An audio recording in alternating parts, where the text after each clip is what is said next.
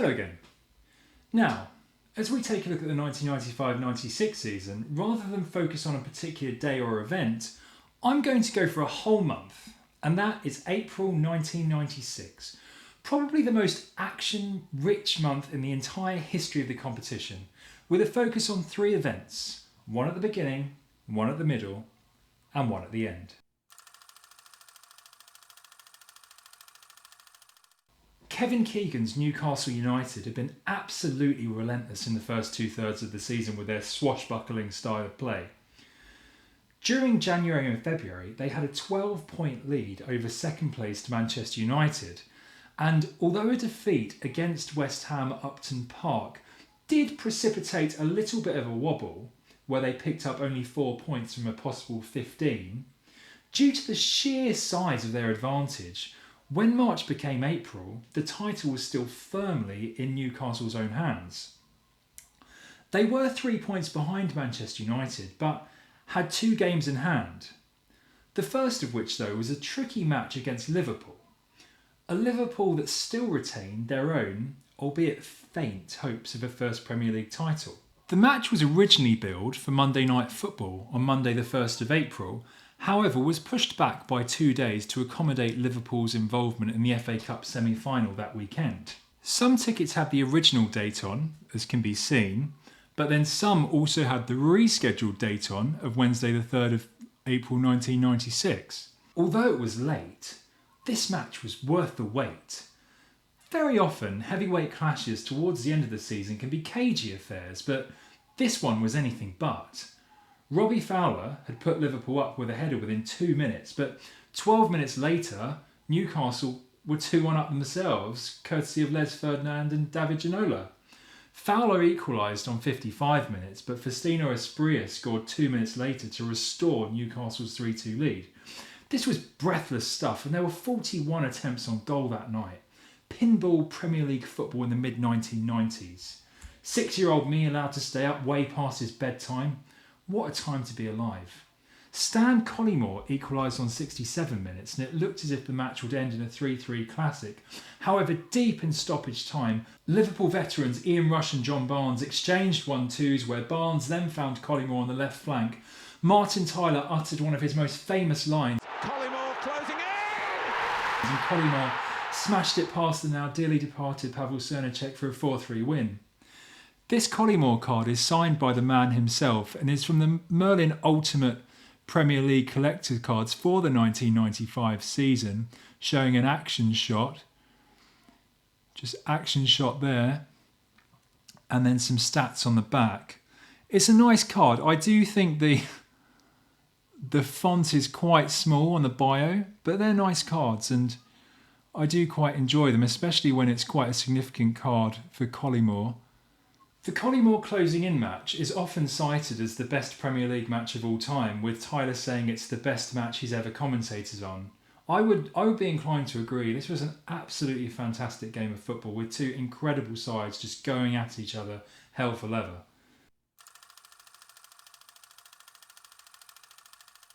But April 1996 was not done at all. As we've seen, cracks were appearing in Newcastle's title charge, and with another loss against Blackburn at Ewood Park, the fate of the title was now out of their own hands, with a relentless Cantona-inspired Manchester United now setting the pace. However, it was not all plain sailing for Manchester United, as evidenced by the events of Saturday the 13th of April 1996 and the debacle at the Dell, hell at the Dell, or we should probably call it hell in grey. Now, Manchester United had their classic red strip and then a blue and white away shirt and then the 3rd grey kit, which had been a bad omen for the team with 3 defeats and 1 draw in its 4 outings prior to this. This would be the grey kit's 5th and last appearance at the Dell, where a shocking performance. They had a shocking performance in the first half where they trudged off the pitch 3-0 down against a relegation threatened Southampton. Ferguson demanded that the team change out of the wretched grey kit and into the blue and white shirt. Although United did improve slightly, the final score was still 3-1. However, in the years since, and since more information and more anecdotes have been told, it appeared that there was a little bit more to the story, as Ferguson had employed the now also sadly departed Professor Gail Stevenson, a vision specialist at the University of Liverpool, to research the effects of visual function on sport performance. She had been working with the squad twice a week and had really been doing some quite pioneering stuff where she'd been introducing some eye movement and alertness exercises with the squad to try and improve their performance.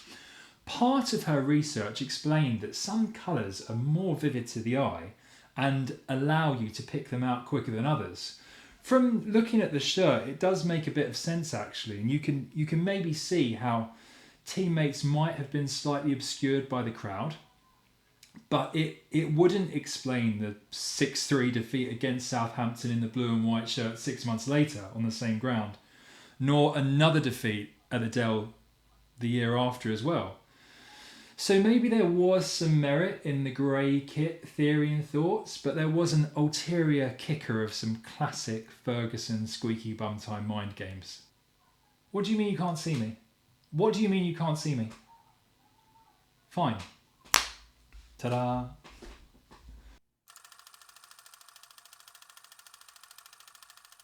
The end of the month. The denouement. If we had been served some mind game canapes by Ferguson with the grey kit switch, then a full-on banquet was prepared by him, complete with wine pairing, which poor Kevin Keegan ate up with aplomb. Now, 2 weeks previously, Manchester United had ground out a tight 1-0 win against Leeds at Old Trafford. A 10-man Leeds United, whom had lost their goalkeeper Mark Beanie early on to a red card for handball, forcing the centre-back Lucas Radebe to play for the remaining 75 minutes in goal. It was only a late Roy Keane goal that was the difference that night, and in his post-match interview, Ferguson saw fit to comment that as the Leeds players had demonstrated such a high level of performance, they in fact had shown that they'd been cheating their manager Howard Wilkinson all season and should not have been languishing in a lowly 13th place. If they played as they had done that night, then they'd be in the top 6.